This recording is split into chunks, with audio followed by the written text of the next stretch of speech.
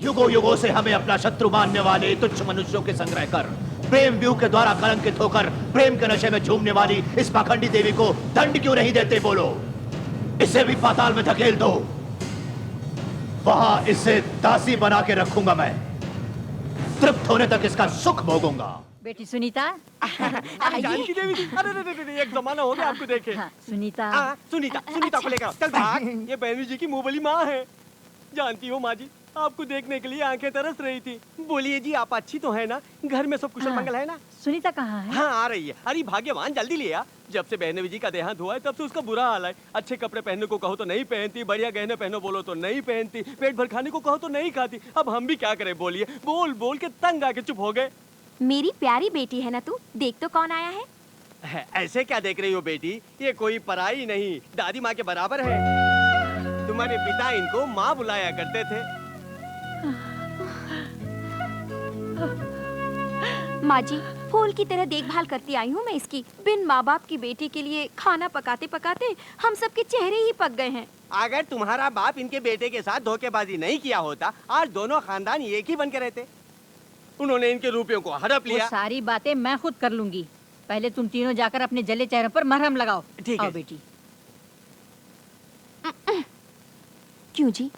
जो रिश्ता उगने से पहले मुरझा गया वो फिर से उग रहा है। उगने दो, काट डालता हूँ मैं, आखिर किस मर्ज की दवा हूँ। चिंता मत कर बेटी, तेरे लिए हम सब मौजूद है ना।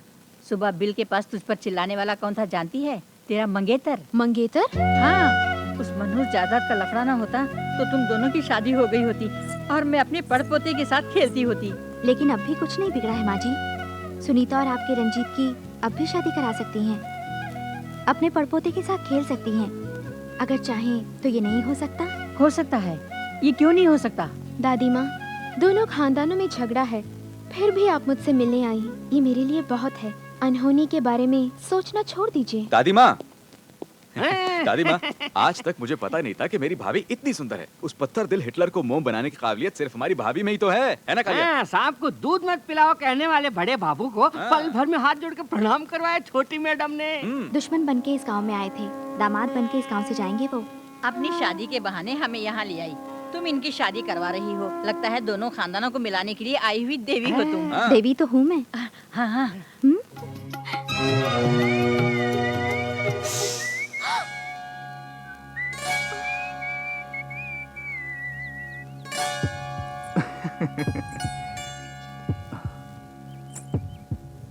क्या इस तरह क्या देख रही हो? मैंने पहले तुम्हें गंवार समझा था, अब जान गया कि तुम अक्लमंद हो। यहाँ कैसे आना हो? कुछ पूछने आई हो? पूछो। वो सांप का बिल में तोड़वाने वाला था, लेकिन तुम्हारे लिए छोड़ दिया। तुम कभी भी आ सकती हो, पूजा भी कर सकती हो। ग्रांटेड।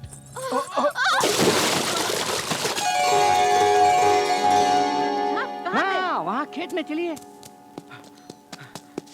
टोपी, हाँ?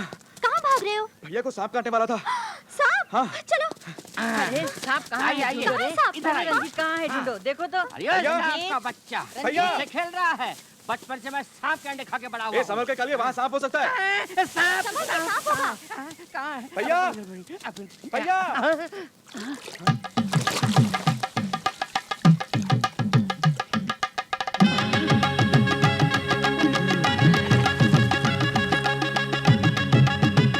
बेटी देवी, ऐसा मालूम पड़ता है कि दूल्हा दुल्हन दोनों खेत से उगाए हों।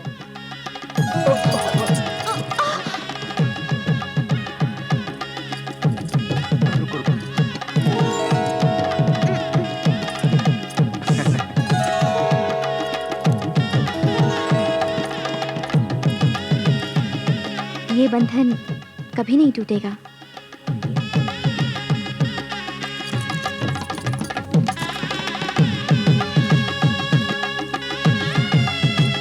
दादी माँ, दादी माँ, विजय, दादी माँ, कॉफी।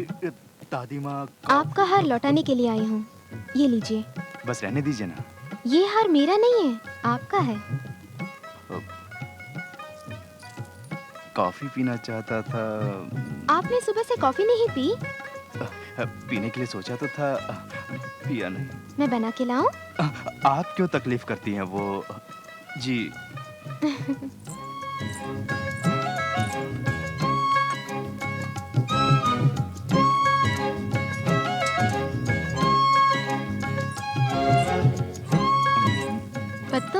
इंसान नहीं खाया करते। ओह, ये ले लीजिए।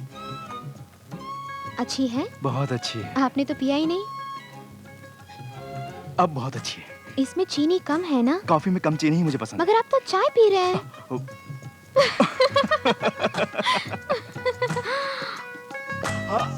है। ये क्या जुकाम हो गया आपको? कल खेत के पानी में गिर गया था ना, तब से जुकाम हो गया है। अरे आपके बगीचे से ही इसकी दवा बन सकती है। अच्छा? हाँ, हल्दी वाले पानी को उबाल के उसमें यूकेलिप्टस के पत्ते, उसके फूल, सुपारी का टुकड़ा, नींबू का रस, संतरे का छिलका, धनिया की पत्ती, अनार के दाने, जीरा, नीम के पत्ते, गाय का गोबर, बकरी का मूत्र, ये सब डाल के मिला के उबालना है। उसके भाप को 30 बार गहरी सांस से अंदर ले तो जुकाम पल भर में भाग जाएगा। बोलिए कैसा है? ये सब कौन करेगा बोलिए? मैं कर दूं? जी नहीं, आपको खामखा तकलीफ। थैंक्स जी।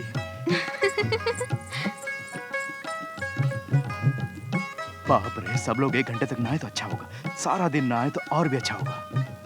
अरे तुम लोगों ने बड़े बाबू को देखा? चेक पे दस्तखत अबे बड़े बाबू के बच्चे, अंदर बढ़िया सीन चल रहा है, अभी आए दस्तखत ले। लीजिए, गहरी सांस लीजिए। बहुत खूब। बाप रे, सांस फूल रही है, मुझसे नहीं होगा। जैसा मैं दिखाती हूँ वैसा ही कीजिए। ठीक है।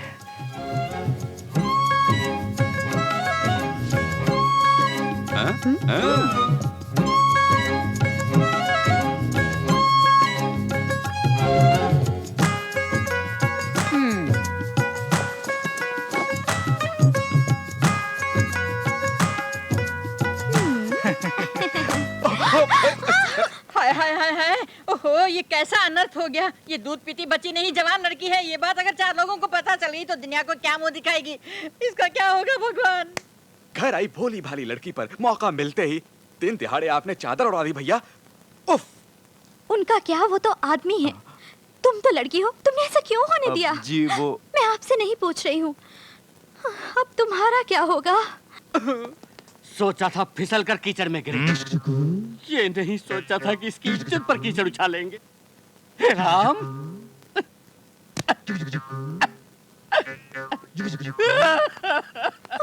मैंने भी नहीं सोचा कि घर का बड़ा लड़का शादी लायक जवान भोली भाली लड़की को तबाह कर डालेगा। कल ये मासूम लड़की कुछ कर बैठे तो मैं अपनी जिंदगी के बाकी के 70 साल कैसे जी पाऊंगी। इससे कौन शादी करेगा, कौन करेगा?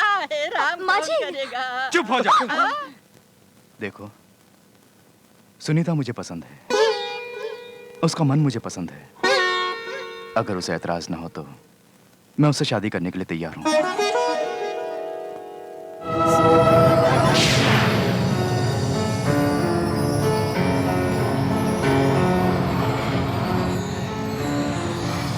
देवी उस दिन अन्य नाग कन्याओं के साथ वापस क्यों नहीं आई? उस दिन सब सखियों के संग मेरे नागलोक ना लौटने का एक कारण था पिताश्री। चंद्र ग्रहण के अवसर का लाभ उठा के दंत्र ने मुझे जलाकर भस्म करने के लिए अग्नि बनकर आक्रमण किया।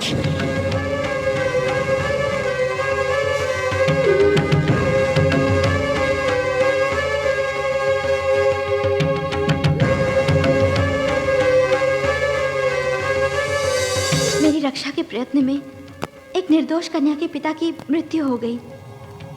उस अभागन के रिश्तेदार उसे बुरा भला कहने लगे। उसके पश्चात उन लोगों ने उस पर घोर अत्याचार किया। मेरे कारण अनाथ होने वाली उस कन्या को उसके कुछ मित्रों की सहायता से उसके मंगेतर के संग उसका विवाह करवाने के उद्देश्य से ही नागलोक के नियमों के विरुद्ध मैंने ये कार्य किया। इसमें मेरा अपना कोई स्वार्थ नहीं है पिताश्री। आज के दिन सुनीता का विवाह हो गया, मेरा उद्देश्य पूरा हुआ। मैं अत्यधिक प्रसन्न हूँ पिताश्री। परोपकार का कार्य नियम के विरुद्ध नहीं होता पुत्री। तुम्हारा उद्देश्य पूरा हो गया, चलो चलते हैं।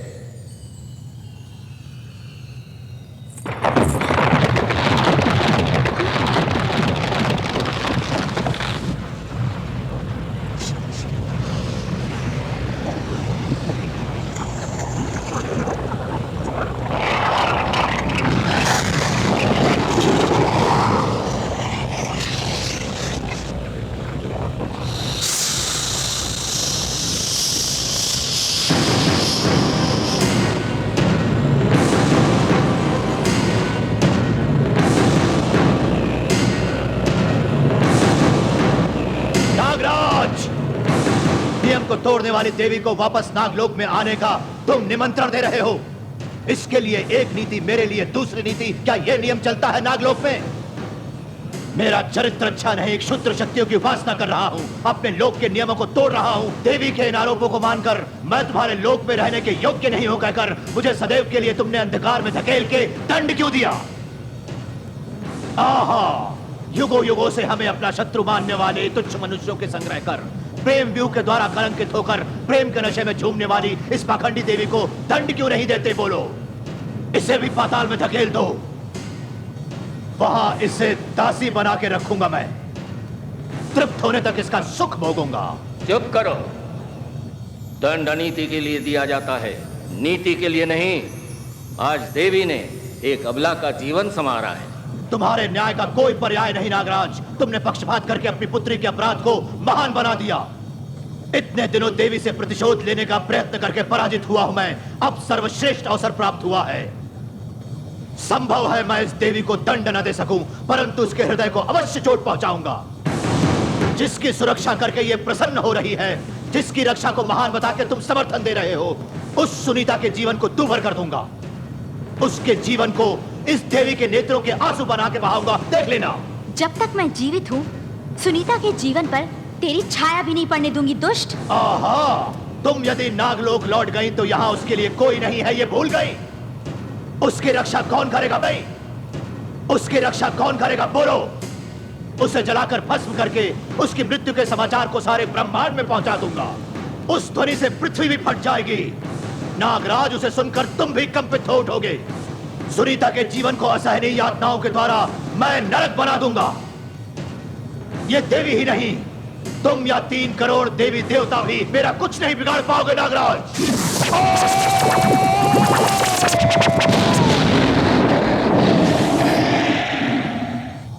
इस भयंकर परिस्थिति में मैं यदि आपकी संग आई तो सुनीता जीवित नहीं रहेगी। उसकी रक्षा करनी होगी। इसलिए कुछ और दिन यहाँ रहने की मुझे अनुमति दीजिए। तंत्र की ओर से सुनीता को पूर्ण सुरक्षा प्राप्त होने के तत्पश्चात मैं यहाँ नहीं रहूंगी। कृपा करके मेरी बात मानिए। ठीक है देवी। सुनीता जब अपने पहले पुत्र को जन्म देगी, उसके पश्चात उसका कष्ट दूर हो जाएगा। उस शिशु के जन्म नक्षत्र और राशि फल के प्रभाव से सुनीता का कोई कुछ नहीं बिगाड़ पाएगा। मैं अपनी आत्मशक्ति तुम्हें वरदान में दे रहा हूं।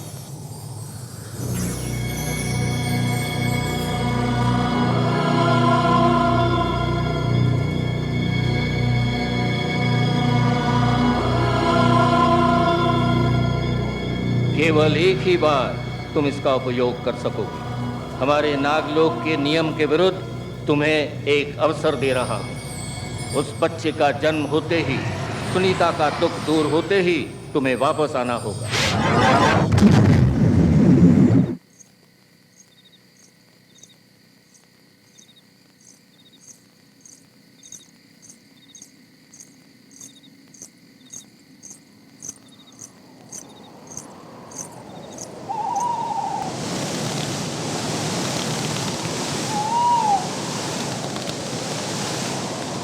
देवी, ये देखो, एक बहुत ही बढ़िया एक्शन फिल्म के लिए 2 टिकट्स ब्लैक में बड़ी मुश्किल से लेकर आया हूँ। चलो ना, चलते हैं। मैं नहीं चलूंगी। मेरा यहाँ रहना जरूरी है। जबरदस्ती मत करो। माहौल ठीक नहीं है विजय। देवर जी कितने प्यार से बुला रहे हैं। आप चुप क्यों हैं? हमेशा दूसरों को ऑर्डर देते हैं। अब ऑर्डर दीजिए ना। विजय, ये लो नई गाड़ी की चाबी। आज रात तुम इसे फिल्म दिखाने ले जाओगे। चुपचाप बैठकर फिल्म मत देखना। तुम दोनों को भविष्य के बारे में बातें करनी होंगी और वो सारी बातें सुबह आकर मुझे बतानी भी होंगी। ओके? कल सुबह मैं तुम दोनों की शादी के बारे में कुछ फैसला करने वाला हूँ। All the best. Come on, दादी माँ वेट कर रही होंगी। Let's go. हिटलर का ऑर्डर है, अब सोचने का कोई फायदा नहीं मैडम। मैं गाड़ी में इंतजार कर रहा हूँ। Follow me.